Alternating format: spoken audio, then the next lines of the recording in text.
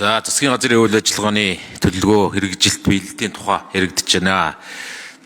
Хэрэгжилтийг засгийн газар үнэлээд за их хурлын 5-ын газараас аудитын дүгнэлтүүд гэдэг тоо процентыг харахаар хоорондоо их зөрүүтэй юм дүгнэлтүүд. Зүгээр эндээс за тэр өөр өөрсний үнэлгээний зөрүү одоо тэрийгээр яриулаад баах юм ярьж болох байх. Зүгээр бодит байдлыг илэрхийлсэн хэдэн үзүүлэлтүүдтэй тоо баримтуудтай зүйлийг заавал асуух. Яг иргэд дээр асуудал өнгөрсөн хугацаанд юу болоод байна вэ гэдэг. Тэгэхээр эдгээр асуудал тодорхой нэг юм тоо баримт бүхий асуултууд асуух гэдэг энэ тодорхой хариулж өгөхийг хүсье.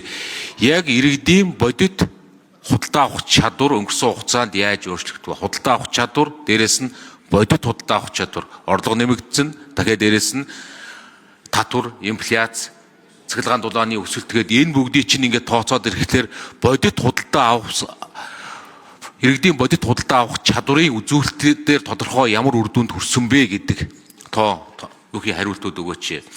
Хоёрдугаарт нь ер нь Монгол улсад өнгөрсөн хугацаанд орлогын ялгаа гэдэг зүйл ямар түвшинд байна вэ? Орлогын ялгаа гэдэг зүйл. Энийг тооцдог Gini коэффициент гэдэг байдаг. 0-оос 1%-ийн хооронд, нэг бүхтийн хооронд үздэг ямар байхлаар сайн муу гэд. Тэгэхээр энийн дээр бас яг Монгол улсад орлогын ялгаа, тэгш ус байдлын ялгаа, Gini коэффициент өнөөдөр хэдтэй байгаа вэ? Энийн дээр ямар дүгнэлттэй байгаа вэ? Энэ бас засгийн газрын хууль хэрэгжүүлж байгаа, хуулийн биелэлтийг хариуцж байгаа газрын бас нэгэн том ажлын шалгуур үзүүлэлтүүдийн нэг анхаарч явах ёстой үзүүлэлтүүдийн нэг баха гэж. Тэгэд эндээс улбаалаад энэ 9 гол шалгуур үзүүлэлтэн дотор ч бас ингээ харагдана лээ. Ер нь Монгол улсын засгийн газар төрийн одоо бодлогын нэг бараг тэргүүлэх чиглэл Монгол улсад дундаж анги гэдэг зүйл бий болж гинөө. Ер нь дундаж ангиг манайх яаж тодорхойлдгийг? Монгол улсын иргэдийг дундаж анги гэдгийн шалгуур үзүүлэлтээ гаргасан юм уу? Би одоо энэ баримт бичгүүдийг тойруулж хараад ганц ч тийм юм үтсэнгүү л дээ би дутуу үзчихв. Дундаж ангийг ямар аргачлалаар яаж тодорхойлж байгаа? Өнөөдөр дундаж анги энэ 3 сая 500 мянган иргэний сая гаруй орчим өрх айлын кичнээн нь дундаж ангид хамаарч байгаа.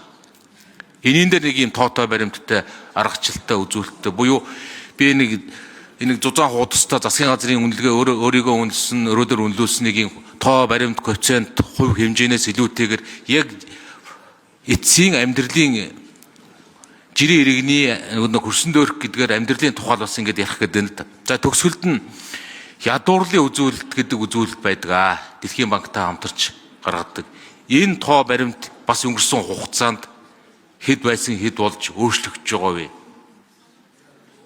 Энэ өөрчлөлтөнд ямар хүчин зүйлүүд сайнаар муугаар нөлөөлж байгаа вэ?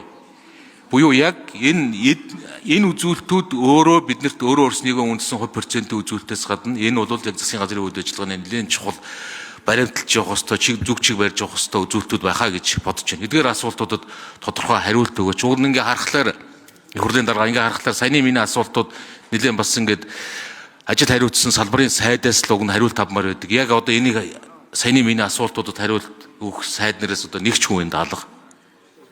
Одоо та микрофон өгөөд ажлын хэсэг гээд нэг газар хэлтсийн дарга төрийн нарийн хариулсан болоод одоо ингээл өнгөрөх.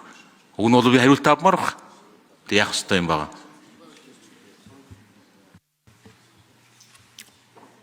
За яг хоо. Учрал сайд юу гэж бодож байна? Одоо харин тэ цогцрол сайд гишүүний асууж байгаа асуулт бол маш чухал асуулт асуугаад байдаг. Хэн хариулах вэ? За ажлын хэсгийн 5 дугаар микрофон.